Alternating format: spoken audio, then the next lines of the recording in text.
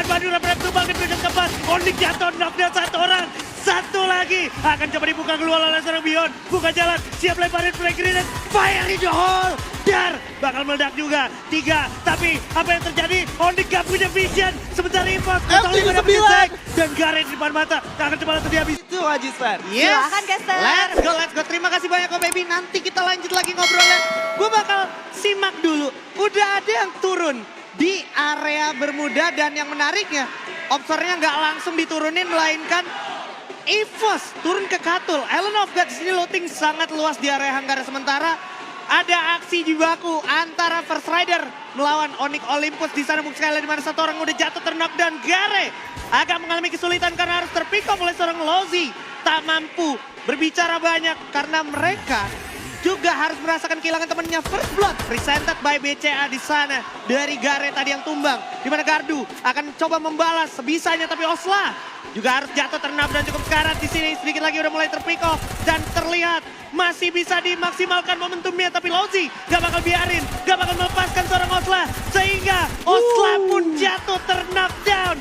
Bakal dibantu juga oleh Souza. Kerjasama yang sudah sangat baik tercipta di sini dari First Rider dan UAV Drone tadi presented by BCA. Yes, dan 2 poin eliminasi yang berhasil didapatkan oleh First Riders adalah 2 eliminasi yang sangat membuat mereka memiliki satu perhitungan yang lebih jelas tentang mid game mereka nanti. 2 poin eliminasi, mereka tinggal bisa ngumpulin sisanya 6 poin eliminasi. Gua rasa udah cukup secure untuk berada di game pertama setidaknya. Ya. Karena itu emang yang harus dimiliki dan harus mereka dapatkan gitu. Mengingat lu turun di tengah map, dia tahu betul di main event nggak ada aura, nggak ada orang di map tengah, nggak ada Bigetron Delta juga, dan itu jadi keuntungan banget untuk First Riders. Makanya First Riders akhirnya mengalah, nggak ke Katulistiwa, nggak ke Bima Sakti, dia lepas semuanya, yang penting dia dapat tengahnya, dan itu big deal banget. Ya, big deal karena memang dari GRC memang kecenderungan untuk turunnya di daerah Bima Sakti Strip. Betul. Bakal menjadi satu fight di early game yang tidak menguntungkan untuk kedua tim. Dan gua rasa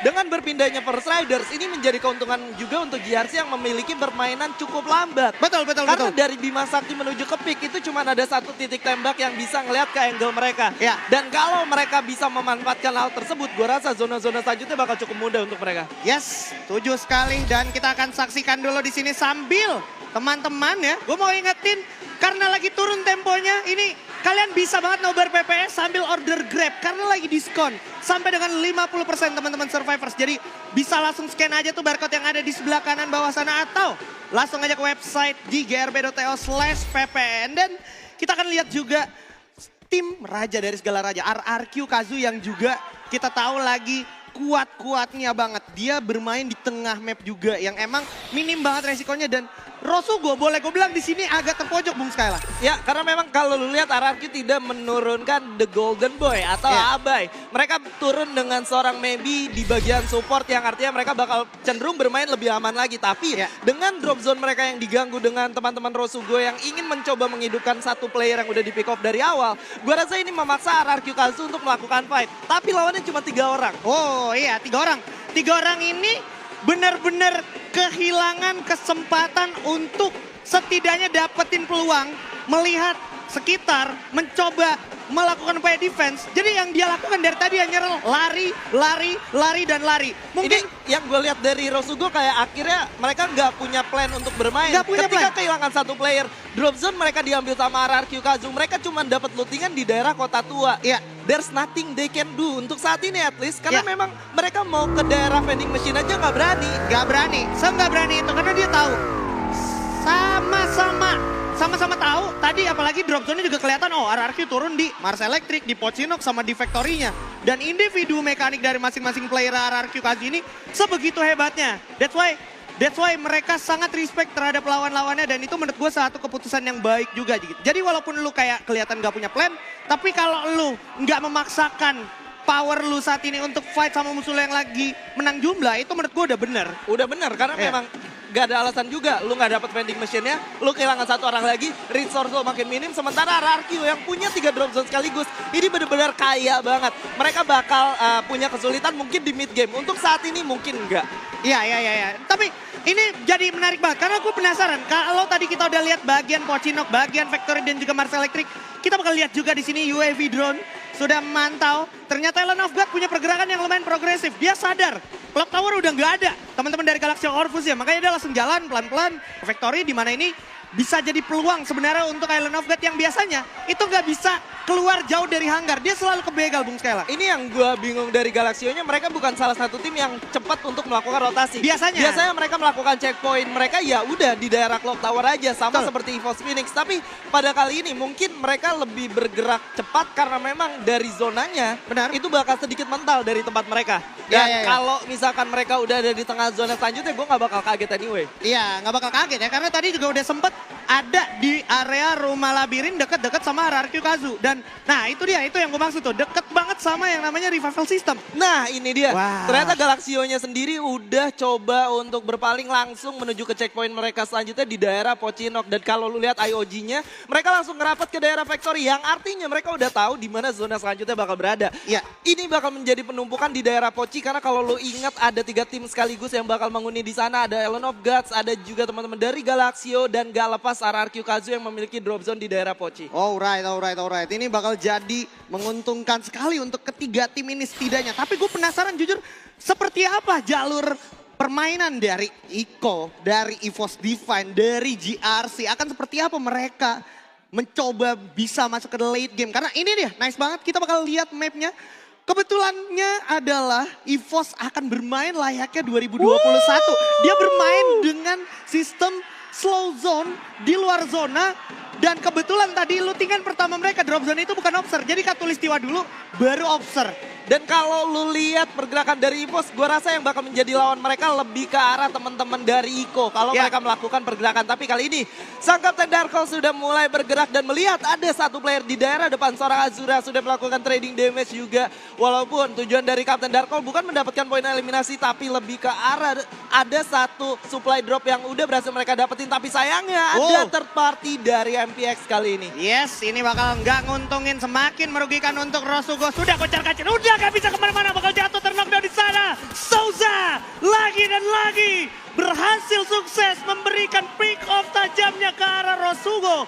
Tersisa Zenomek aja hanya mengandalkan 2 medical kit. Tapi di sisi lain juga ada Rado yang juga siap memberikan serangannya ke arah First Riders. Yang saat ini sedang menjadi kill leader. Benar-benar lagi dipegang kendalinya sama FR. Dan keputusan FR untuk dari ke atas ini udah brilian banget. Karena dia bisa balik lagi ke kandang mereka, ke area pick untuk secure zona selanjutnya. Lu harus tahu apa yang dilakukan sama First Riders ini menjadi satu key moment mereka bisa dapetin zona selanjutnya. Ya. Lu bisa bayangin kalau mereka terjebak di antara MPX dan juga Rosugo ketika mereka coba untuk dapetin yang namanya supply drop. Tapi karena kedisiplinan mereka menggunakan satu persatu glue wall dan mengganti covering fire secara berkala, itu ngebuat mereka bisa aman dan lengkap 4 orang. Bukan satu hal yang mudah narik dari Pochinok dan ke arah garasi. Itu open field banget. Itu open field banget dan kebetulan MPX juga nggak memberikan serangan lanjutan karena sebenarnya MPX punya banget kesempatan untuk nyulik setidaknya 1-2 orang pas tadi lagi bener-bener mundur dari First Rider. Tapi kita bakal belok lagi, alihkan pandangan kita sejenak karena sudah dialihkan ke area tengah map yaitu pick.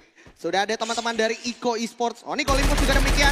Udah menyadari keberadaan dari satu tim lawannya di depan sana. Gardu juga sudah memberikan informasi harusnya kepada teman-temannya. Dia bakal standby untuk mengamankan kempon yang ada yaitu rumah labirin. Dan tadi kita sempat lihat jibaku serangan antara GRC dan juga SES Alpha Inc. Dan kali ini dengan 9 menit yang sudah berjalan, 45 orang yang masih hidup dan gokil. 12 tim yang masih bertahan. Ini menunjukkan bahwa satu map yang cukup biasanya di early game cepat banget, ini menjadi cukup lambat. Artinya tidak ada salah satu tim yang ingin mencoba bermain lebih agresif dan mereka ingin mendapatkan konsistensi mereka di wilayah mereka masing-masing. Kita lihat ya, kayak First Riders mereka turun di pick. Tiba-tiba Onyx-nya yang satu orang udah ke pick off karena First Riders-nya sempat turun ke Pochi, tiba-tiba udah ada di daerah atasnya, men. Yes, padahal tadi jalur dari Onyx Olympus ke arah Cape Town itu kan juga dijegat sama OP Griffin. Betul. Dan OP Griffin di sana nggak mungkin dia nggak memberikan serangan juga. Nah itu kenapa akhirnya Onyx Olympus menurut gue lumayan oke untuk survive 4 orangnya gitu ya. Ya karena kita ngelihat gimana Onyx Olympus yang baru mendapatkan gelar juara di salah satu main event juga. Yang mereka lakukan itu hal yang sama. Ya. Mereka nggak dapat kesulitan di bagian early game-nya. Mereka harus secure inti dari zona selanjutnya dan mereka bisa dapetin buya karena mereka bermain defensif dengan sangat baik. Sementara kalau kita melihat dari POV teman-teman EVOS Divine kali ini, mereka yang sudah memiliki segudang resource-nya, ini bakal menjadi sangat berbahaya kalau mereka pada akhirnya harus tumbang satu persatu dan memberikan lootingan tersebut pada lawannya. Tapi gua rasa dari zona yang kayak gini, lawan mereka bakal cuma 2. Iko dan juga JRC. JRC selalu punya checkpoint di bagian rumah L. Iko-nya udah ada di atas. Ses gak bakal memiliki kesulitan yang lebih menurut gua. Kecuali zonanya nanti mental dari mereka. Tapi biasanya saya cukup punya nyali untuk datang lewat patahan, untuk coba retake kempon yang lagi dimilikin Eko. Yang mana itu bakal melalui POV dari EVOS Divine. Jadi ini EVOS Divine, gue rasa terlalu banyak palang pintunya. Karena lo udah lihat, Koja langsung memberikan serangannya dari arah balik Sute tentunya ke arah EVOS. Dimana Beyond masih harus berlindung sedikit. Dan sisa player dari EVOS Divine harus berpikir segera. Karena kalau enggak ini 20 detik lagi kurang lebih Bung Skyla. Ya, dan gua rasa JRC juga bukan salah satu tim yang gak aware sama surrounding mereka. Harusnya teman-teman dari JRC udah tahu bahwa ada EVOS di sebelah kiri mereka. Dan kalau mereka cukup pintar untuk mendapatkan zona selanjutnya, mereka bakal coba untuk bergerak ke daerah kanan. Tanpa harus ikut campur dengan fight yang sedang terjadi antara Iko dan juga EVOS. Oke. Sementara ini dia salah satu tim yang tadi sempat kita bahas kalau ngomongin Cape Town, OP Griffin. Dia akan make sure area Pocinoknya ini masih ada orang apa enggak, karena udah kerasa tadi ada step dari Snowmac yang lari meninggalkan area tersebut. Dan OP di sini dituntut untuk masuk ke dalam zona yang mana depannya itu udah ada dari Galaxio Corvus. Galaxio Corvus kan ada di patahan aura tadi ya? Iya. Wah, ini bakal sulit banget sih karena itu cukup open field yang pertama, yang kedua sebentar lagi bahkan sudah bergerak zonanya, ngebuat mereka bakal bergerak sambil dikejar sama zona. Yes. Dan udah terlihat Ika lagi-lagi berulah di sana. Osporo menjadi korbannya. Langsung di end tanpa segan-segan.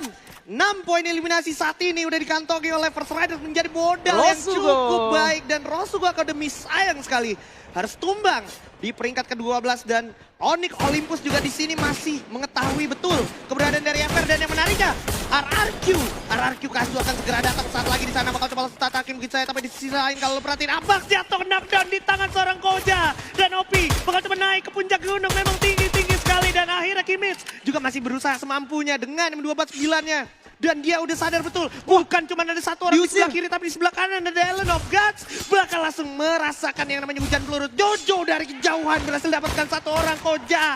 Di sana sudah jatuh terknockdown juga. Di sisi lain kita bisa lihat Res akan segera ditolong sebisa mungkin, secepatnya Bung Skyla. OP masih bisa survive some way somehow dan mereka harus berhadapan dengan 2 tim sekaligus, yaitu teman-teman dari Island of Death dan juga Galaxio. Sementara teman-teman dari First Riders mereka masih cukup aman, kecuali mereka pengen bergerak sekarang bakal ketemu sama Onyx. Sementara IOG-nya mereka nggak mau ikut campur lebih jauh sambil secara berkala bergerak ke arah kiri. Nice banget pergerakan secara berkala dari Island of God ini menurut gue bagus, tapi sayangnya Bang sempat terculik di sana, agak sulit sedikit jadinya pergerakan dari Island of God. Terdelay begitu saja, tapi tetap fokus dari OP Griffin di sini bisa aja membalikan keadaan di mana Ramba sudah berhasil dapetin Japra.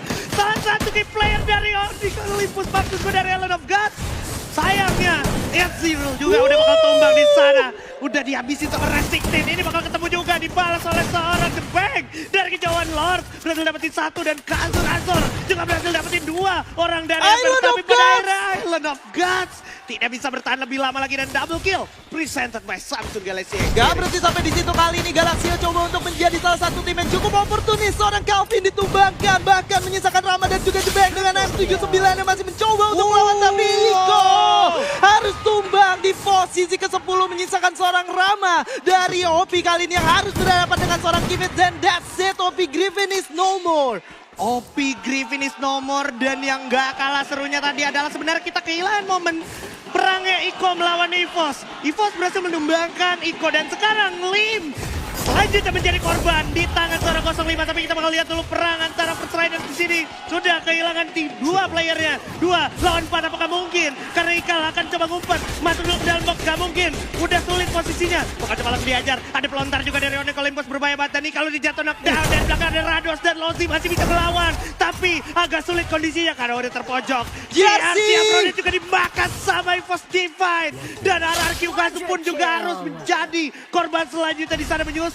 Di peringkat ke-7, EVOS akan bergerak ke arah CS. Baru dijatuh, 05 dengan Grozanya. Quadra kill berhasil diamankan. Eclipse sudah tumbang tentunya First Rider. Sisa 5 tim aja kali ini Bung Skyla. Yes, dan masih ada Jojo dan juga satu orang gede yang coba bertahan dari gempuran EVOS Divine. Tapi sayangnya dari kejauhan, Onyx Puya berhasil mendapatkan satu player. Dan tentunya replay ini presented by Koda Shop. Sementara seorang Ikal menjadi salah satu orang yang sangat tidak diuntungkan dengan satu player yang masih ada di belakang. Yes, ini merupakan hal yang akhirnya jadi anti klimaks untuk First Riders yang emang udah ngumpulin poin eliminasi banyak banget.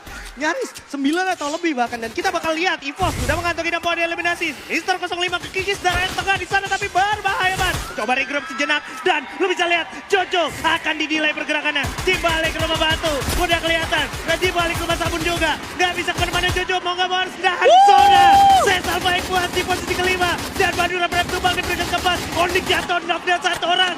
Satu lagi akan coba dibuka keluar oleh seorang Beyond. Buka jalan, siap lemparin flag grenade. Fire in the hole.